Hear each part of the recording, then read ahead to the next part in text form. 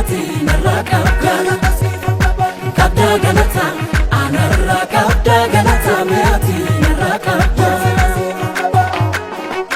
galata ko kabate sagale kon fudate makake mane bisa fulake anabate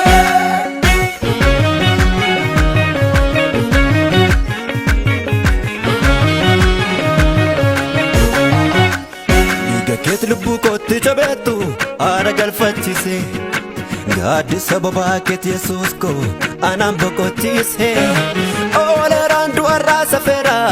yesus ittamane mutes na basera markike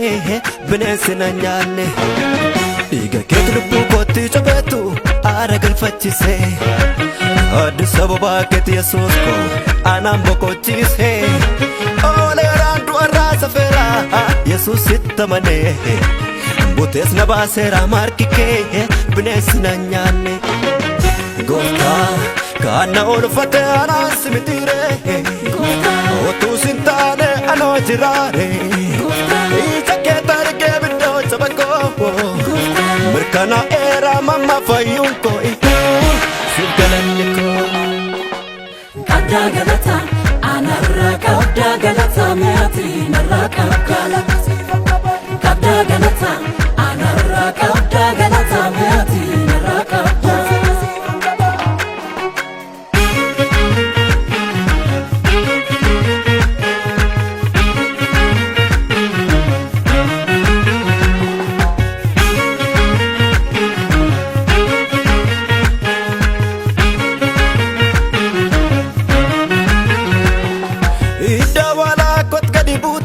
jirenya himte adalako ananjette duarkana fute idawala kot gadibute jirenya himte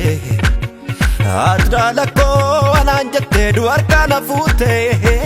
muchakana gote sirran argade manifa sidabon sila yufafa iga kerata bikne kanke kumana ratafa sirran argade manifa sidabon sila yufafa iga kerata bikne kanke kumana ratafa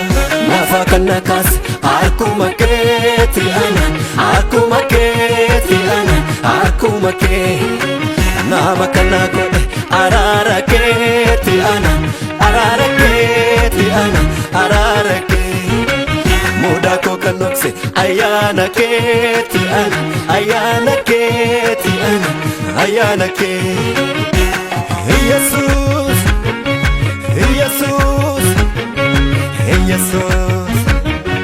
Jesus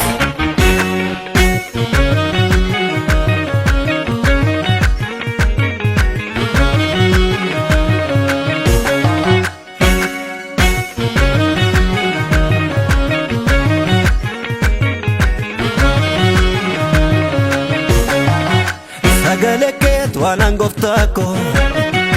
edako na hikachise utebase tu bari lafahe daruma ke swana himsise mboko tumi garan konchisu daruma ke farsu male gofta yesus gudan si jaladamani kanafani kolu sitigale Kaya sanaf dubatu jiru kaya sanaf hojjetu yesus biyya lafa ya samoate anaf jireenya ya salate yesus mirga kaya sanaf dubatu jiru kaya sanaf hojjetu yesus nam farsa makake ammas nam farsa makake nam farsa makake ammas nam farsa makake nam farsa makake ammas nam farsa makake nam farsa makake ammas nam farsa makake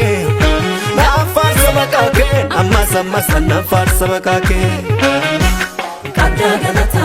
anarra kabda galata meati naraka